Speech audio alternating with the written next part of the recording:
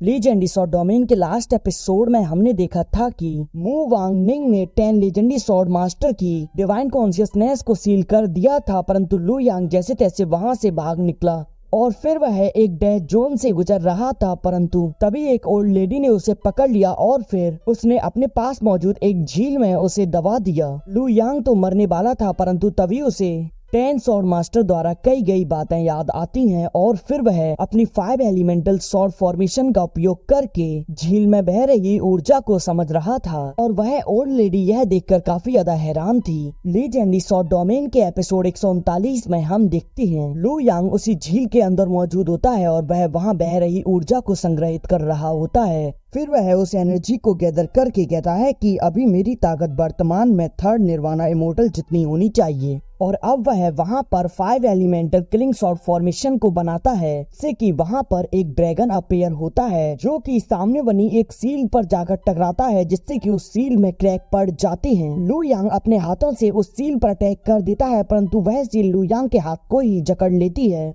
और फिर लू यांग दूसरे हाथ से अटैक करता है, परंतु उस पर डार्क ऑरा हावी होने लगता है और उसे अपने कब्जे में कर लेता है। अब लू यांग के अंदर से वह ड्रैगन बाहर निकलता है, तभी लू यांग बेहोश होकर नीचे एक पोर्टल में गिर जाता है। बाहर खड़ी द्वान लियो अब अपनी पावर का उपयोग करती है, जिससे कि वहां पर काफी ज्यादा डार्क ऑरा फैल जाता है और फिर वह अपनी जादू टोना वाली छड़ी का उपयोग करके लू यांग और हेवनली एम्परर के बीच की कॉन्वर्सेशन को देखती है, जिससे उसे हेवनली एम्परर स्वॉर्ड के बारे में पता चलता है।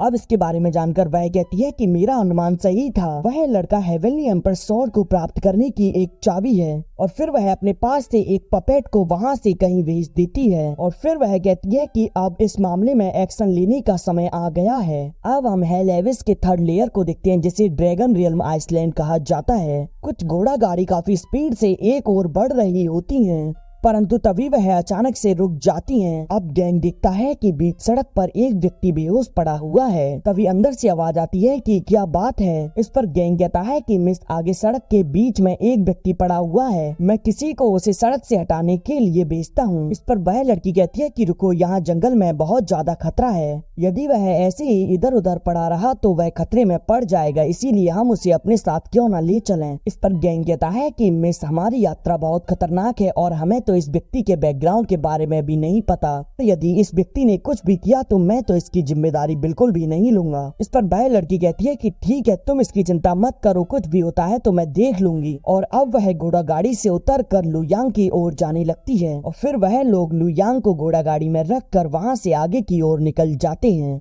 लू यांग को थोड़ी देर बाद होश आ जाता है। उसे देखकर वह लड़की कहती है कि तुम जाग गए। लू यांग कहता है कि क्या तुमने मुझे बचाया। इस पर वह लड़की कहती है कि हाँ। तो लू यांग कहता है कि तुम्हारा बहुत बहुत धन्यवाद, अगर भविष्य में मुझे कोई अवसर मिला तो मैं तुम्हारी इस दयालुता का बदला अवश्य चुकाऊंगा। यह कहकर वह वहाँ से जाने लगता है। तभी वह लड़की उसे रोकती हुई कहती है कि तुम रुको, अभी तुम्हारी चोटें ठीक नहीं हुई हैं, तुम्हारा यहाँ से जाना खतरे से भरा नहीं होगा, तुम्हारे लिए बेहतर है कि तुम यहीं रुक कर आराम करो। पर लू यांग कहता है कि ठीक है। लड़की कहती है कि मेरा नाम चैंग लिंग लॉन्ग है, तुम्हारा नाम क्या है। इस पर लू यांग कहता है कि मेरा नाम फेंग यांग है और अब वह उससे पूछता है कि क्या यह है लेविस का 3rd लेयर है। इस पर लिंग लॉन्ग कहती है कि अच्छा, तो तुम यहाँ आसपास के नहीं हो, हम इस जगह को ड्रैगन रियल्म आइसलैंड के नाम से पुकारते हैं। अब लू यांग वहीं बैठ जाता है और अब वह वहाँ अपने आप को हील करने लगता है। वह सोच रहा होता है कि यह तो काफी ज्यादा अजीब है, मैंने जब से स्प्रिंग ऑफ एनिहिलेशन को समझा है तभी से शायद मैं एक इमोर्टल बन गया हूँ। ऐसा हो सकता है कि यह पावर ऑफ एनिहिलेशन के कारण ही हुआ होगा, शायद यह पावर उस बुढ़िया से रिलेटेड है, लेकिन उसका यह सब करने का क्या उद्देश्य हो सकता है। लिंग लॉन्ग कहती है कि मिस्टर फेंग, क्या आप एक कल्टीवेटर हो। लू यांग कहता है कि हाँ।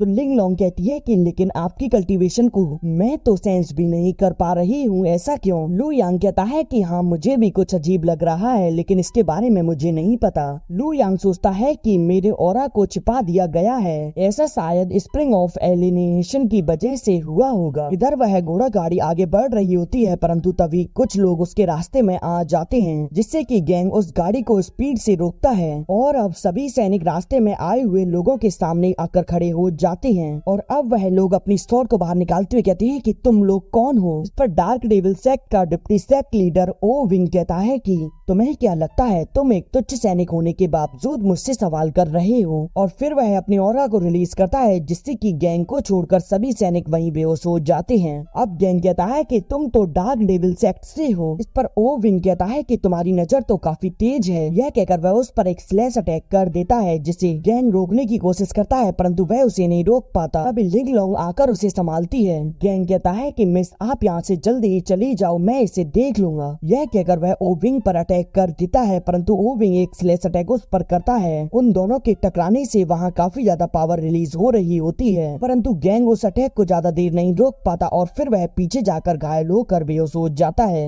ओ विंग कहता है कि एक 7th लेवल का हेवनली गॉड एक 3rd निर्वाणा इमोर्टल के सामने शो ऑफ करने के कदापि योग्य नहीं है। यह देखकर लिंग लॉन्ग गुस्से में अपनी स्वॉर्ड को बाहर निकालकर अपनी पावर को रिलीज करती है। यह देखकर ओ विंग कहता है कि यह तो एक निर्वाणा इमोर्टल है। तभी लिंग लॉन्ग अपना अटैक ओ विंग पर कर देती है जिसे ओ विंग स्लैश लगाकर रोकने की कोशिश करता है। अब उन दोनों के अटैक के टकराने से वहाँ काफी ज्यादा पावर रिलीज हो रही होती है जिससे कि वह घोड़े भी पीछे हो जाते हैं और अब वह अटैक वही डिस्ट्रॉय हो जाते हैं परंतु इनकी पावर से लिंग लॉन्ग पीछे हो जाती है। अब ओ विंग कहता है कि आगे बढ़ो और उसे पकड़ो और उसे सेक्ट में ले चलो। यह सुनकर उसके दोनों सैनिक आगे बढ़ रहे होते हैं परंतु एक अटैक गाड़ी के अंदर से आता है जो कि उन दोनों सैनिक से टकराता है और वह दोनों सैनिक धूल में उड़ जाते हैं। वह अटैक ओविंग की ओर जा रहा होता है तभी ओविंग अपनी स्वॉर्ड से उसे रोकने की कोशिश करता है परंतु उसकी स्वॉर्ड भी धूल बन जाती है। अब यह देखकर ओविंग कहता है कि तुम कौन हो। तभी लू यांग अपनी ऑरा को रिलीज करता है और यह देखकर वह लोग वहां से भाग जाते हैं। अब लू यांग गाड़ी के अंदर से बाहर आता है।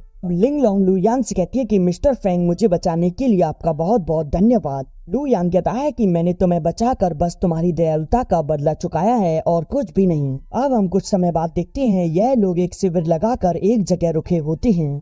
अब लिंग लॉन्ग और उसका सैनिक एक जगह ताप रहे होते हैं तभी गैंग कहता है कि यह व्यक्ति संभवतः 3rd निर्वाणा का इमोर्टल है लेकिन उसने अपनी कल्टीवेशन को किस तरीके से हाइड किया है इसका पता मुझे नहीं लगा। बेहतर होगा कि हम उसके प्रति सतर्क रहें। इस पर लिंग लॉन्ग कहती है कि मुझे नहीं लगता कि मिस्टर फेंग कोई बुरे व्यक्ति हैं। इधर लू यांग अपनी कल्टीवेशन कर रहा होता है और अब वह सोचता है कि पावर ऑफ एनिहिलेशन मेरी कल्टीवेशन में बाधा डाल रही है परंतु इसमें जो फोर्स मौजूद है वह असाधारण है जो कि इमोर्टल लेवल से नीचे के किसी भी व्यक्ति को पल भर में खत्म कर सकती है। और इसी के साथ यह एपिसोड यहीं एंड हो जाता है।